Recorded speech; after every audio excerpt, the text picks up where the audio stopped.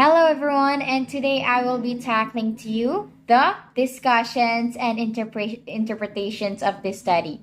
Now, let's start. The discussion of the study explains that constructivist teaching promotes collaboration, active participation, and meaningful learning. So, the findings support that previous research showing that student centered learning leads to higher academic achievement. Now, we can actually use studies like how the study of Hijazi 2009 argued that constructivist method is remarkable. Why? Because in learning activities of the student as it enhances academic achievement and creative thinking among students.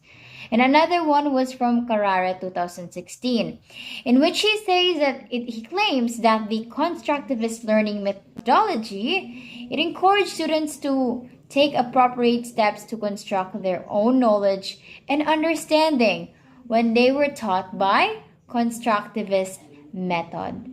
And another good example, which may be the last one, is Bogat et al. 2012.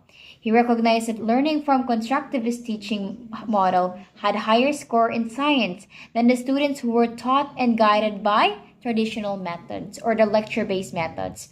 So the teacher-centered education does not create the environment for collaborative learning. Rather, it focuses on individual work, discouraging the group learning, which is worthless in today's context. So this study reinforces the idea that learning is more effective when students actively construct their knowledge rather than receiving or passively receiving information. So now we are in the slide 14, which is the significance and impact. So the significance of this study lies in the contribution to science education. So it provides strong evidence that constructivist teaching improves academic performance. Now the findings are valuable, important for teachers, school administrators, and curriculum developers, especially in improving teaching and learning strategies at the secondary school level. Now we are in the slide 15, which is the recommendations. The recommendations, based on the findings, the researchers recommend that the wider adoption of constructivist teaching methods in science classroom, teachers should encourage collaboration, group discussion, and hands-on activities.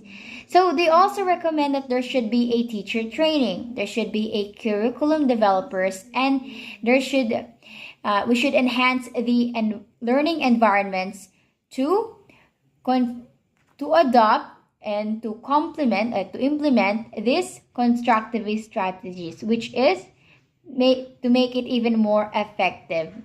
So there must be a strong bond among the curriculum designers, parents, teachers, subject, expert, and concerned ministry while drafting the science curriculum of secondary level. And now we are in the last slide, which is the conclusion. So in conclusion, the study demonstrates that constructivist teaching is more effective than traditional lecture-based methods because especially in science education. So because it enhances student understanding, motivation, and engagement or overall academic achievement. So constructivism allows students to become more active learners, making learning more meaningful and engaging. This study shows that the students were more attracted towards constructivist method rather than traditional approach. The interactive mode of learning sound far better than the lecture method. The interaction between the student teacher and teacher student produce meaningful and insightful learning instead of rote full memorization. So that is all. Thank you very much.